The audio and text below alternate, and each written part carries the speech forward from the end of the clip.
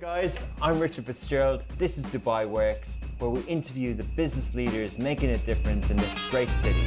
That business with scalability was very interesting to me. I like building something that has legacy.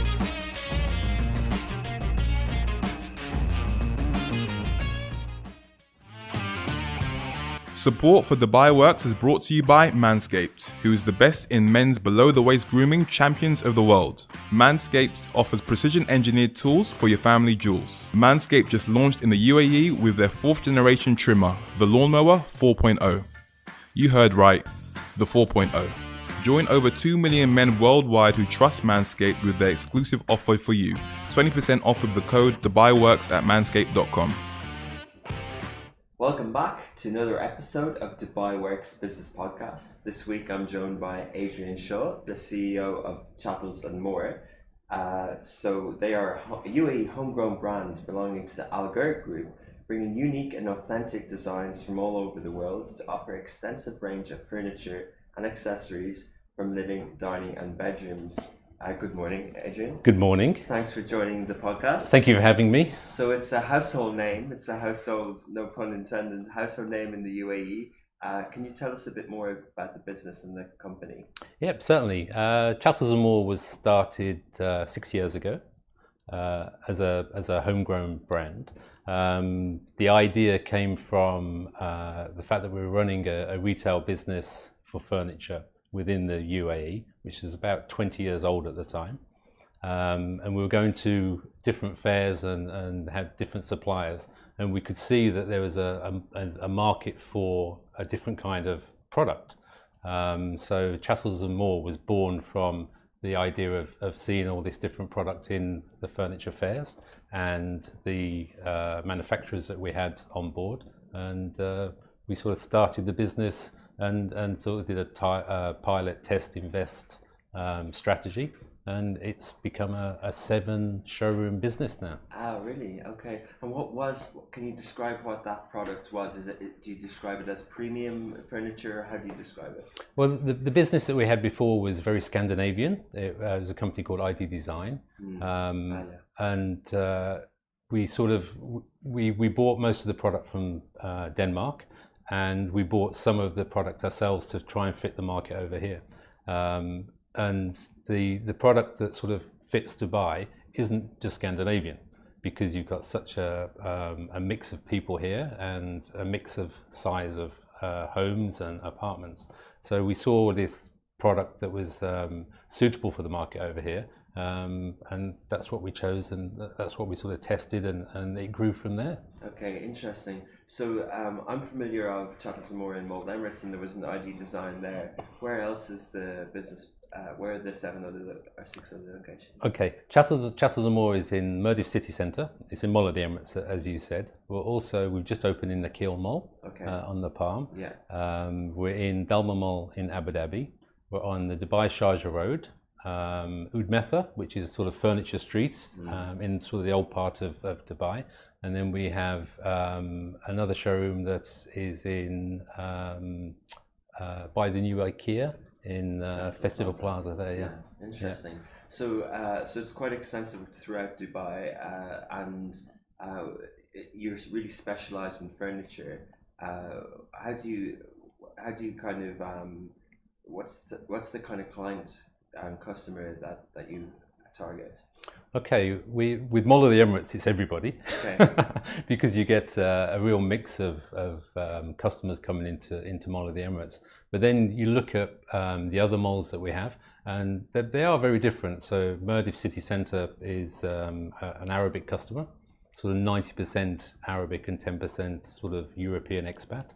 And then you look at Nakheel Mall, and again, that's a mixture on Nakheel Mall. So it's a mix of on the Palm, different nationalities. It is, yeah, and it's a mixture, and you build your sort of your offering for the sort of catchment area of where your showroom is. Really? So you tailor it? It's not exactly the same in each showroom? It's not, no, because say an Arabic customer in Mirdif will want a bigger sofa or maybe more colourful products. So you'd pick your sort of best sellers that you have in all of the Emirates, and then you'd put those into there to fit that client's needs. And you mentioned Scandinavia, you know, contemporary sort of minimalistic sleek designs. Where do you now source the products for Chattels and More? For Chattels and More, we've got probably just under 50% of the products that we sell is from sofas. So that's a big product line for us. And we go to mainly Europe. So we go to Germany, we go to Spain, we go to France. Italy is a big supplier.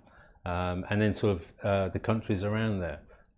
And what we've done over the last sort of 6 years of Chattels and More life really is have great relationships with the suppliers. And they then will listen to us, and they've grown with us as well over the 6 years, and they'll tailor the products to what the needs are from Dubai. Okay, so, and do you do any of your own products? Do you have a joinery? Do you make any of your own furniture as well? Not yet. Okay. It's something that's on the horizon that we're certainly looking into. Because obviously Isa Sal Al Gerg, we have a big manufacturing division there as well. Yeah. And we're certainly looking at new designs and looking at maybe some cabinets and some carpentry that we can do locally. But everything now is sourced from mainly Europe. Established brands, well-known brands in the industry. Yeah. There's some brands that we found ourselves that weren't really known, but we've sort of got exclusivity with them now, and they've been sort of mom and pop suppliers and manufacturers, and they've grown with us. Yeah. Okay. Interesting. So, yeah. Can you just explain a little bit about Al Gerg Group? What it does overall and the different industries it operates in? Yeah, sure. Isa Sal Al Gerg was sort of started in 1960, and it's sort of grown over the years. It's a very diverse company, and we have, I think, over 300 different brands and different partners, and we have joint ventures with the likes of British American Tobacco, Unilever, Siemens. We have a big property portfolio in the UAE and abroad, and very diverse from manufacturing to electronics like Better Life, to furniture, to steel production. If you look at all the sort of traffic lights in Dubai, they're all supplied by one of our divisions. Oh, so it's very diverse. Yeah.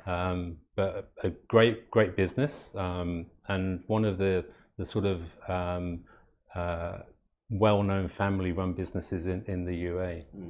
Interesting. So with a group that's so diverse, how do you, Adrian, establish a high quality and competitive furniture store offering that can be as competitive as a standalone sort of furniture company? I think it goes back to, I mean, I've been in the furniture industry since it feels like since I was born, actually. Sitting on the sofas from yeah, that's right, yeah.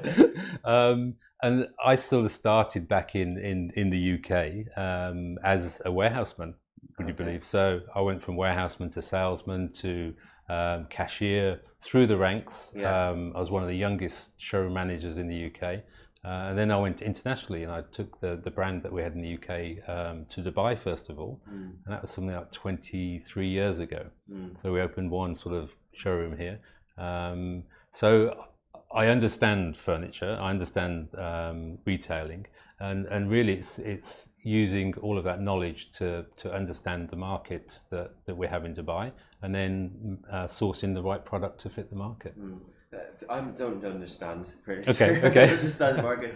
But when you mentioned 50% of the business was sofas, that seems like a high percentage. I wouldn't assume that 50% of the inventory in your stores is sofas. Is that why is it so high? It is actually. It is. We are experts in sofas. Okay. We are. We do a wide range of sofas, and you can buy a sofa from us from 6,000 dirhams up to 50,000 dirhams. So we are experts in sofas. Yeah. But then within the sort of salon or the lounge of our customers, they want the carpets. They then look at the dining room. They then go into the bedroom.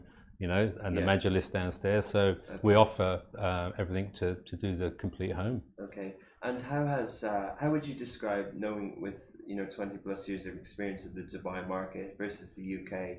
What are the furniture trends? What's the customer preference points that are different? And what's it like running a business here versus the UK? Okay. I think Dubai is very dynamic. It does change. So you have to be able to adapt the business to changes that come along. And you have to look at, we talk to our customers a lot. Even with the team that are in our head office, I make them go into the showrooms and serve the customers. And when you talk to the customers, you find out what the requirements are. And you have to tailor that with your buying team, and then look at your price points and look at the offering that you have. So it's all about understanding the customer, understanding the demographics and the catchment area of where your showroom is, and sort of tailoring your offering to fit the customer, and obviously excellent customer service. Yeah, well, it's true. It's interesting. I actually bought a sofa from your store. Well, I say but my mum did. Okay. And she went in and she was. Thank you very much. Thanks, Mum. But she was very well looked after, and I remember we were working with a consultant, and a sofa came from the internet. And it wasn't right. Okay. So we sent it back, and then I'm really happy with what we got. But it was that sort of experience. It was that sort of customer service and things like that. And it's interesting you say it like that. But how then did the business operate over COVID in terms of the shift to digital, and obviously the malls were closed for a while. Yeah. Like how could you keep up that sort of customer service and let people experience the sofa as well? We've seen a change in the way the customers actually shop since the sort of pandemic sort of started.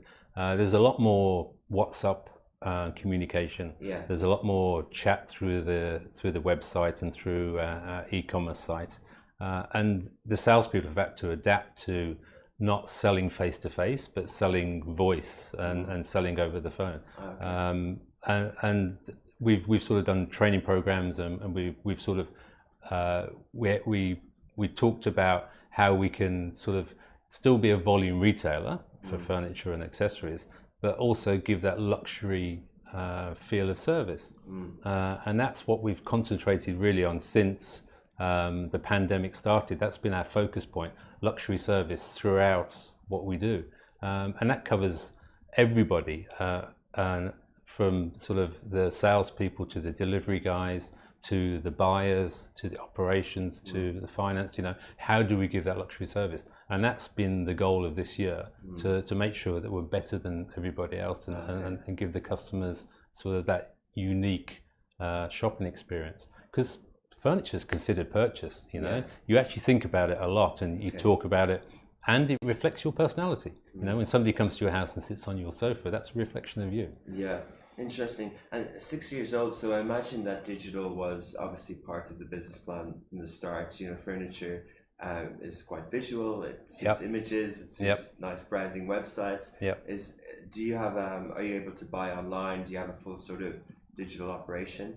Yeah, we have Carre, which is one of our brands, which is a brand from Germany. And we have that as a shop-in-shop within the Chattels and More showrooms. It's very funky furniture. There's big red dogs, and there's lots of funky sort of items. So we have Carre online, which is our e-commerce site, and we're about to launch Chattels and More online, I think, in the end of next month. Okay. That will go live. Very good. Okay, interesting. I'm going to jump around a bit. Okay. There's retail customers for homes and apartments and things like that. Do you also do furniture for commercial, for offices and things like that? We tend to focus, I suppose, 90% on furniture retail, which is through the malls. We do some export, which goes to Africa and to Oman and places like that. And then we do some projects as well, but the focus is through the showrooms and the service to the consumer through there. Is that a different business? We're at the moment we're doing construction in a new office, and the fit out company have furniture rooms and showrooms, but I was just wondering, commercially, is that a different business to provide for commercial units versus the margins that you make, and versus furniture for homes? It is very different. In what it's way? a different, very different business. It tends to be that the projects tend to want the best price. So the margins are very tight on projects, very tight. And there's always sort of contracts and payment terms and and they want it delivered straight away. So we don't really get that involved in it unless it's a sort of a big client that's requiring it. We do focus on sort of a furniture retail through the malls. So then it's like retail, like selling a car or a phone. And in that case, do you have repeat customers, and what level, or what's the customer lifetime cycle with Chattels and more? I mean, with a sofa, it used to be a 7-year sort of turnaround. People used to keep their sofas for around 7 years. Okay. And it's come down now because furniture is a bit like fashion. Yeah, the colours change every year, the styles change. So I think it's come down to about 4 years now. So it's nearly halved. Yeah. Which is great for business because obviously you're turning over customers more often.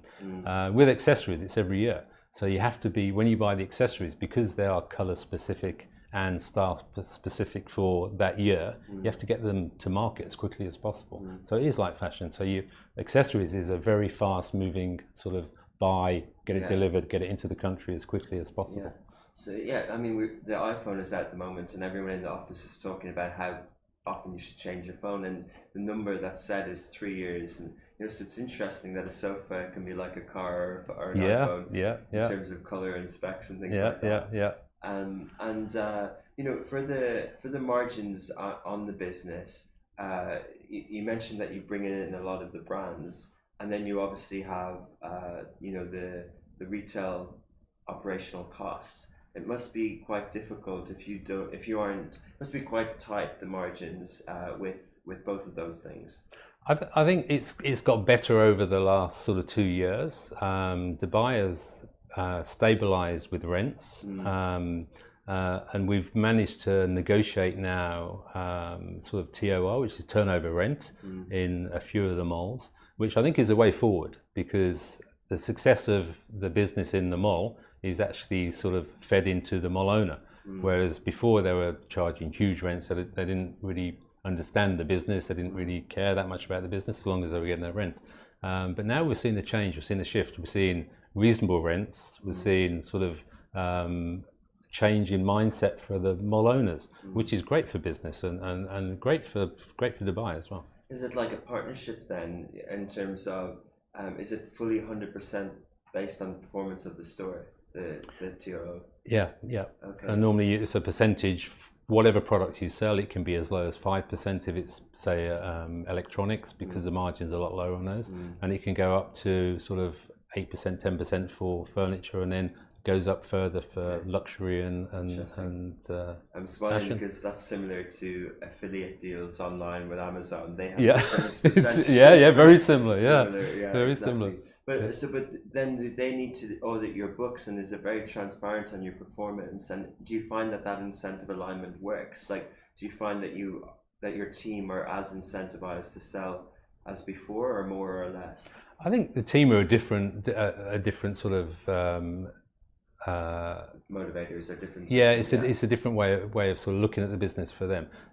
But with the showrooms, I think the sharing of success with the malls works really, really well. Okay. And it sort of it helps grow the business, and you do share all the information. I mean, now we don't really sort of look at the market as a whole, as furniture market in the UAE. We look at it more along the lines of what's the opportunity in the mall. So if the furniture division in the mall is doing 300 million a year, then what's our percentage of that 300 million? And how can we grow that percentage for the mall? And similar with standalone stores now, we look at the catchment area, we look at the opportunity that's there, and what does that mean to us? And that gives you more of an idea of sort of the targets and how much you should be doing as a business. And it works very well. That's really interesting. It's probably more harmony between the unit and the mall, in terms of, rather than saying, hey, you need to do more marketing, you need more footfall here. It's kind of like, well, you're not just thinking of your unit, you're thinking about the customer behavior, the mindset they have. Why would they choose to purchase a sofa in a mall versus in a different type of a unit, a warehouse or something like that, or online? So you're thinking like a mall owner as well as a furniture. Definitely. Okay. And it works both ways. I mean, they look at driving footfall into the mall, and we look at driving the footfall from the mall into the showroom. And you talk to each other. Our marketing department is fantastic at doing that. And we use influencers, and we use a lot of sort of digital marketing now compared to before. Yeah. A lot of Instagram, a lot of Facebook. Yeah. And we work hand in hand with the malls to do that. Yeah. And that works really well. That works really well. Yeah. I was listening to a podcast about Architects Digest, which is over 100 years old. Yep. And they have a really hit show on YouTube with, I forget the name of it, but it's something, it doesn't say Architects Digest, it's something about your home, and it's like, celebrities and influencers show off the interiors of their home, and it is all about nice sofas and things like that. So there's huge demand in the digital space to consume content around interiors. Do you see that as well? Do you see people, after they get their nice sofa, are they tagging Chattels and more, and they're really trying to show off what their nice home looks like? I think it's grown. I mean, it really sort of a lot over the last 2 years to the point where we're at now. And we've sort of used or collaborated with influencers like Katan, Fazaza, and we've done makeovers in their sort of spaces, and it works really well because you get sort of a broad spectrum of customers. And it's more targeted as well, and then they can then contact us and come back to our Instagram account or come through us to our website. And on the website, you also have chat, which then goes straight through to the salesperson. And the salesperson will then talk to the customer and then bring them into the showroom, because online, especially with furniture, online and sort of the bricks and mortar showroom work together.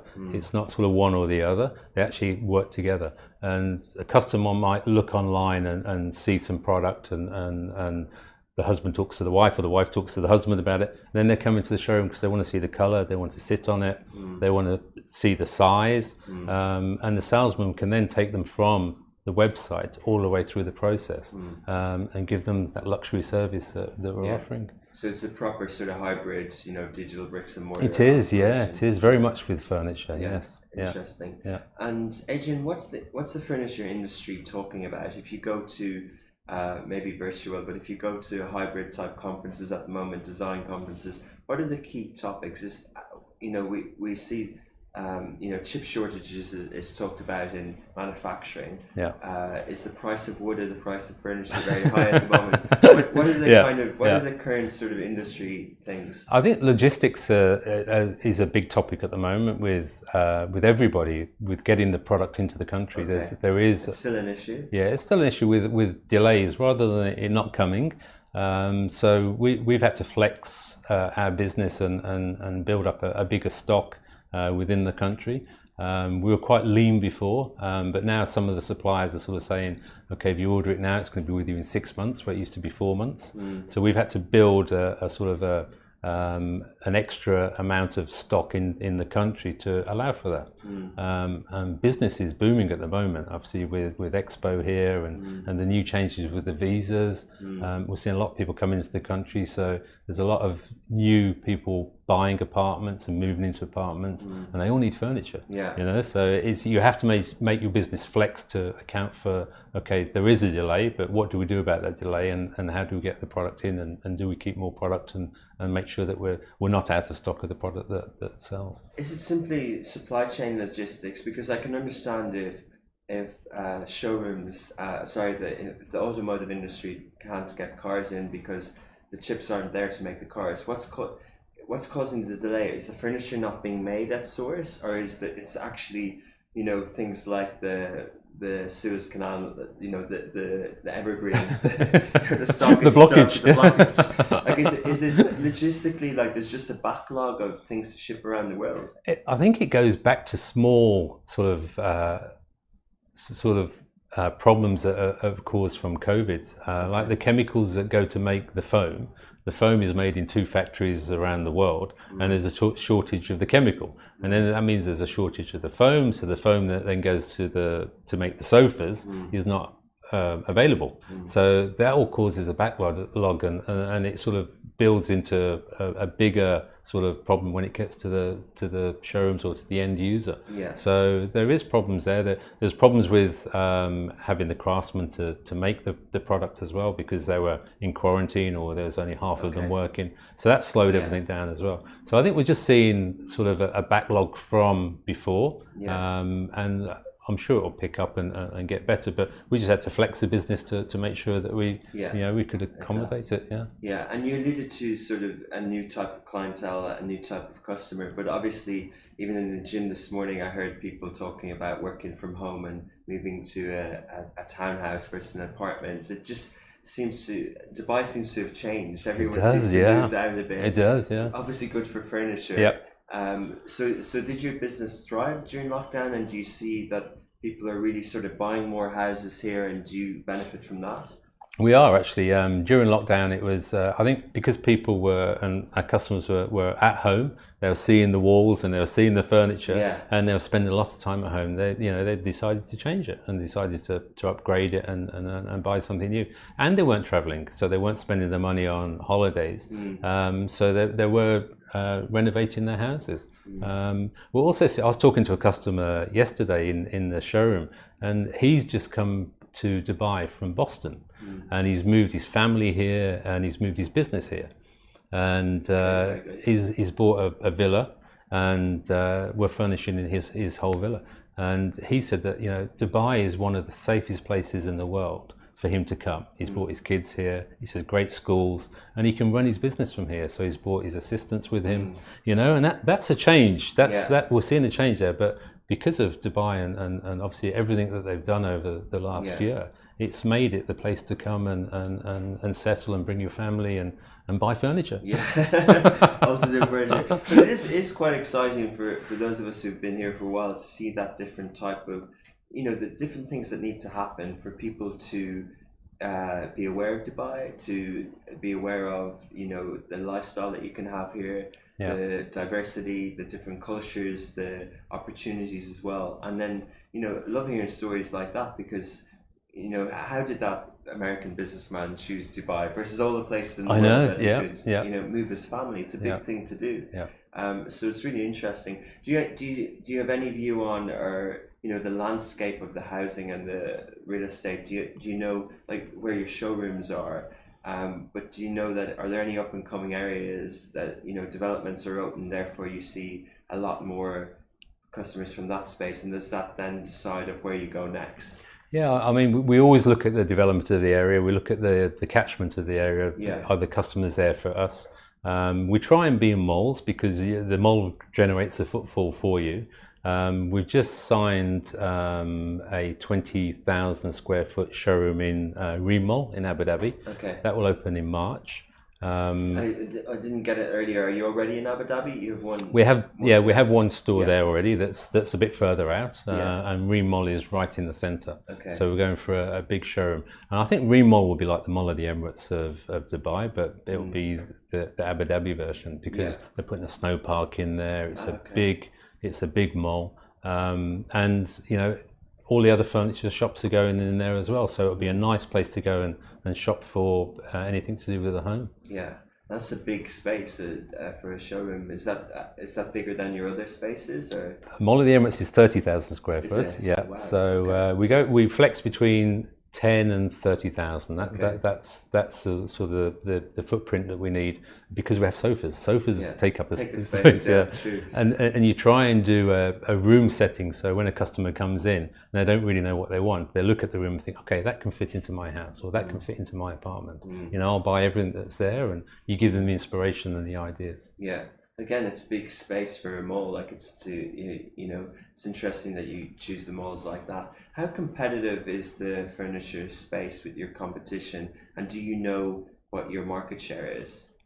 We know our market share per mall, and I think that's the important sort of figures to look at and to look at how you can improve it. Competition, we are pretty unique in what we offer because we are focused on sofas, and that is sort of where our expertise is. Where sort of the other furniture retailers sort of either focus on accessories or focus on bedrooms or focus on something different. Yeah. And the price point that we have is sort of mid to upper. But when you walk into the showroom, we always talk about curiosity.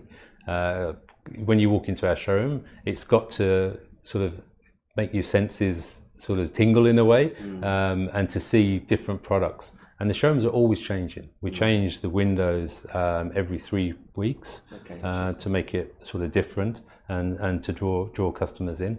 And the products that we buy, we don't tend to buy a year's worth of stock. We tend to buy stock that will sort of one container of sofas in one color, one container of sofas in a different color, to make it a bit more unique as well. And the offering's not the same all the time. So when you go in there, you go around and you go, oh, it's different. It's, you know, oh, it's different colors, or it's different styles, or it's different feeling. Interesting. Do you have a curator? Is that someone's role to make the showroom look attractive and exciting? Yeah, we have designers in-house. We have visual merchandisers. The visual merchandisers work very hard. In fact, the team in the showrooms, they're sort of one of the key areas that we focus on, and we've looked at developing over the last 6 years, and to keep them happy as well, you know, because it's not an easy. I mean, I've been there. I've been a salesman on the floor. It's not an easy job, you know. It's long hours. It's you're on your feet all the time. So it's looking after them and making sure that they're happy, and making sure that then goes over to the customer as well. And are you, in terms of your team, you know, do you look at career development plans? Do you look at people? Obviously, you're a case and example of someone who can become an expert in the furniture industry. Is that something that you see some people aspiring to, or and is that something that you look to create as well? Yeah, I mean, I built a team when I first joined Salah Al-Gerg, and the team has grown with me, and we have a lot of people within the business that have been there a long time now, and they've grown through the business. So I think that's very important as well. It's not just you come into work; it's you come into to grow as a person and to grow into the business. Interesting. Yeah. And so, what are the other trends that you're seeing? You know, are people looking at the labels and looking for where the cotton was made, or you know, how sustainable the products are, and also how digital homes is becoming more and more of a thing? Is that something that you have a view on? Yeah, I mean, sustainability is in Europe is very, very big. Here it's sort of it's coming along now. And the suppliers are sort of looking at how sustainable everything is that they make, and I think that will come up in the near future with us here as well. And whether it can be recycled and reused, and you know, what we can do. Can we take the sofa back? Can it be recycled and here's a new sofa? You know, I think we'll go down that road.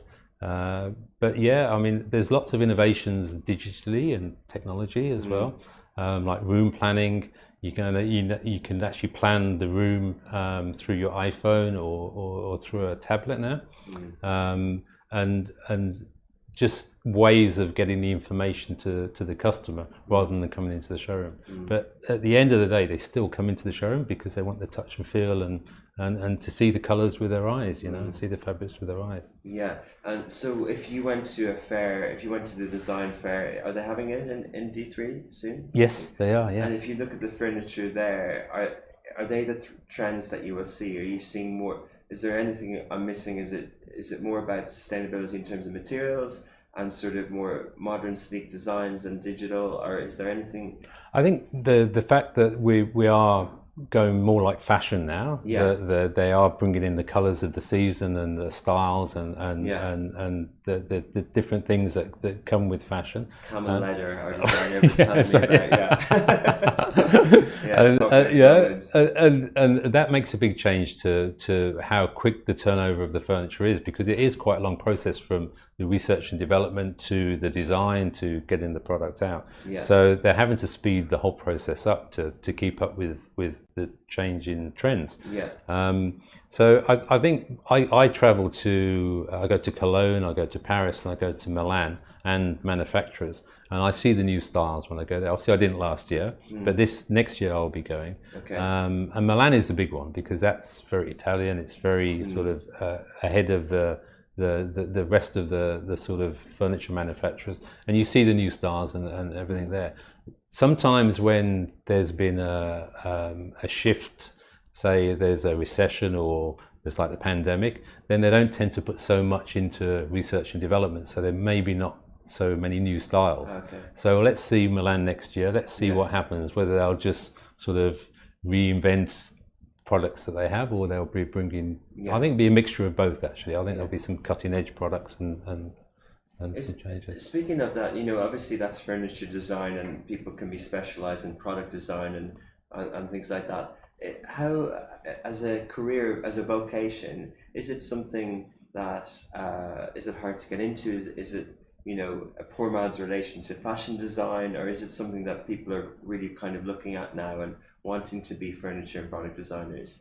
I think there is, even locally, you see now there's a lot of designers coming up with their own furniture products.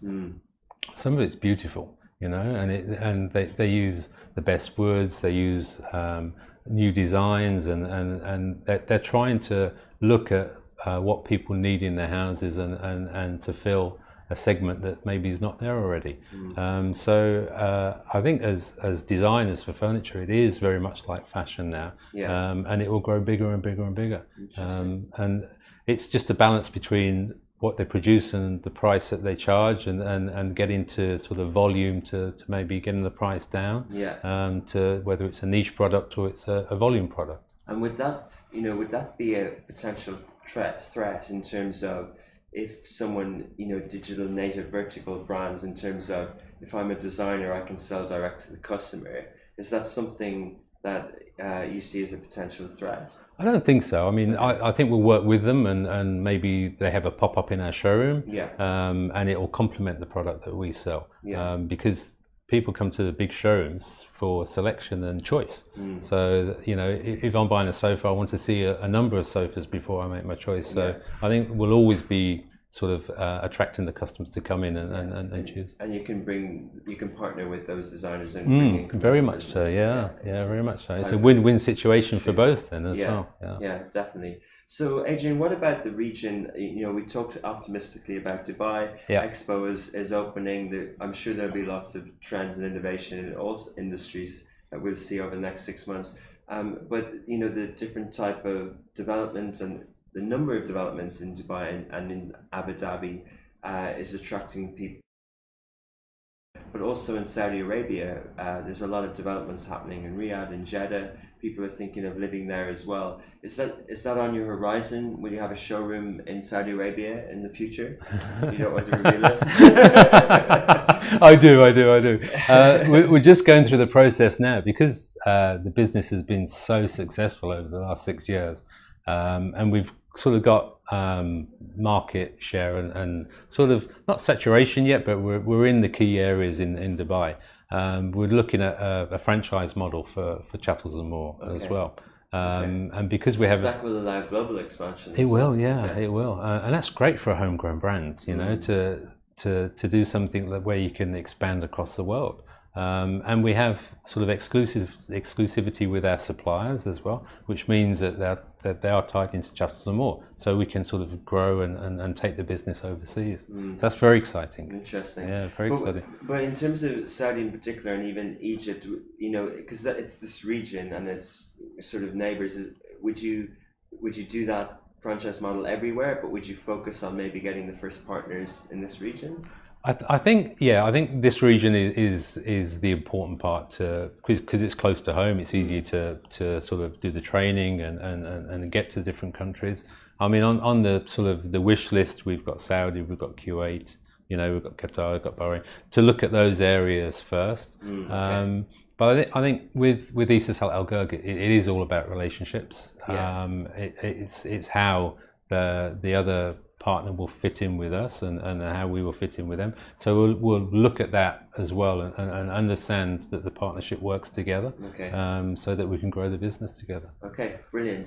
So we're almost out of time. If you were advising anyone who's listening who has had a sofa for maybe 4.5 years, what's the first sort of thing they should do? And maybe, you know, that maybe they have a bit more surplus income at the moment.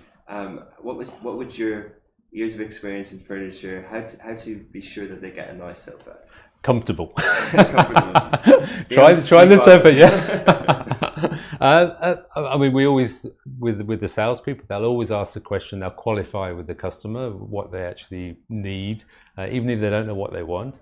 So we'll talk about whether you have kids, whether you have pets, how big the area is, and what do you want the sofa for? Is it just to look nice, or is it to be comfortable and to sleep on at the weekends? You know, watch Netflix for watch Netflix, and what sort of color palette is already in the room, or are we starting again and we can choose a color palette? Okay. Interesting. Well, thanks so much for your time this morning. Thank you very Adrian. much. Very interesting to learn about the furniture industry, and we'll follow Chattels more closely in the future. Lovely. Thank you. Thank you very much. Thanks very much. Thanks. Hey guys, I'm Richard Fitzgerald. This is Dubai Works, where we interview the business leaders making a difference in this great city. That business with scalability was very interesting to me. I like building something that has legacy.